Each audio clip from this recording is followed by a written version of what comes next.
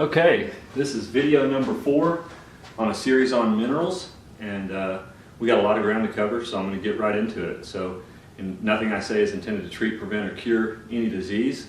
Let me put that out there first thing on every video. This is the same thing that's been there on the last few videos. Before we go into the board, I'm going to read from my nutrition guide. So I'm certified in I'm a specialist in fitness nutrition, and I'm just going to read out of this book, and what it says on the mineral we're doing today is copper. Okay, so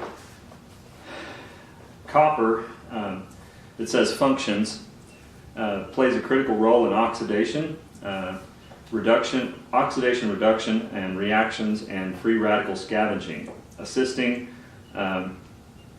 with cellular energy, helping with collagen and elastin, cross-linking collagen and elastin, forming enzymes responsible for the synthesis and metabolism of neurotransmitters, as well as the formation and maintenance of myelin, regulating genes, transcription factors associated with protein synthesis.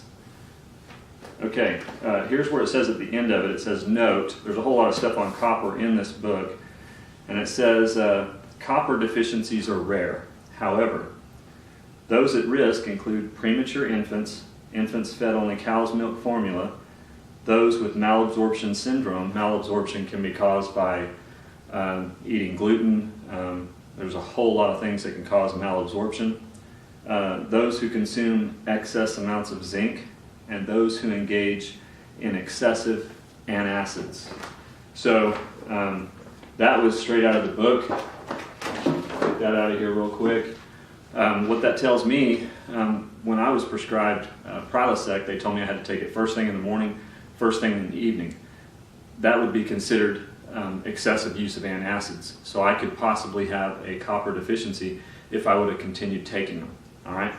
So over here, some 79 minerals have been detected in animal and human tissue, blood, liver, muscles, and brain. Thousands of animal studies on pregnant, suckling, weanling, and mature laboratory mice, rats, rabbits, dogs, cats, pigs, sheep, cattle, chickens, turkeys, ducks, etc. have documented additional support for the essentiality of at least 60 of the 79 minerals. That is, they act as mineral cofactors for DNA, RNA, or enzyme systems or vitamin utilization. Why do I say that at every one of these videos? Because they use laboratory animals to test their prescriptions on. If there was no correlation, if anybody said, well, you know, there's nothing that proves these 60 minerals work on humans, I would disagree, because if they work on animals, there's a really, really high chance they work on humans the exact same way. All right, so this is my research on this side of the line, and I told you I'm going to start filling this board up. Copper is a dewormer and destroyer of macroparasites. Copper cleanses the lymphatic system, assists with the stimulating of peristalsis, and strengthens the immune system. Copper is usually found bound up in the vitamin C complex in plants. Keep in mind, too much vitamin C can make you deficient in copper. So, food grown agriculturally in the Western world today is deficient in copper. Copper is a very strong mineral, and doses should be kept at 1 dropper full, 1 milliliter. Copper is an antagonist to zinc and molybdenum, and should be done separately from them, preferably on the other side of the day. So if you take your copper in the morning, you take zinc and molybdenum in the evening time. Signs of deficiency, so allergies, anemia, aneurysm. Remember I read out of the book the elastin and collagen. So if copper is responsible for your arteries, keeping your arteries to where they don't lose their elasticity, okay? If that's what it does, and I believe it is, and a lot of naturopathic physicians believe it is too, then that means an aneurysm is a copper deficiency.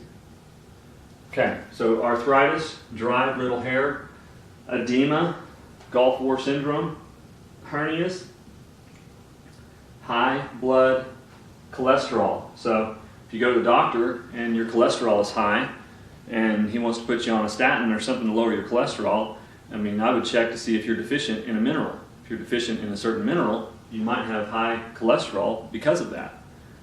That makes sense to me. I don't know if it does to anybody watching this. I mean, I hope it does, because I don't think I'm some super brilliant guy up here. I'm just kind of researching things and connecting the dots, okay? Hyper and hypothyroid, hair loss, heart disease, Kawasaki disease, liver cirrhosis, osteoporosis, oppressed breathing, parasites, Parkinson's disease, reduced glucose tolerance. What is reduced glucose tolerance? It means your body has a hard time of processing glucose. Where does glucose come from?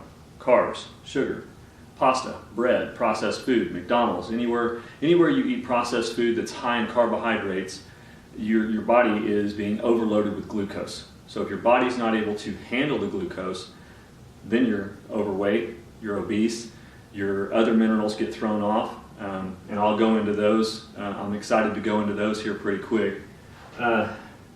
Ruptured disc, skin eruptions or sores, spleen insufficiency, varicose veins, weak immune system, white or gray hair, wrinkled skin, and worms. So those are your deficiencies on copper. I tried to link up what I learned in nutrition straight out of the book, and I'm going to do that.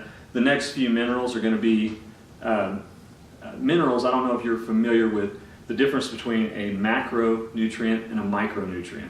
A macronutrient is carbs, protein, and fats. A micronutrient is copper, selenium, zinc, vitamin A, vitamin B. All of these are micronutrients, so they're essential. And some of them are recognized, and a lot of the 60 minerals are not recognized. And that's why people kind of shun this information, and they go to look to their medical practitioner for answers, but nobody's getting answers, they're getting sicker. So that's why I'm doing these videos. I hope they're informative. I hope you guys will support my efforts. Like, share, subscribe to the page. If you don't like what I'm saying, that's fine. I don't expect everybody to like what I'm saying. At least consider it and do your own research before you discredit it. Have a good day. Thanks.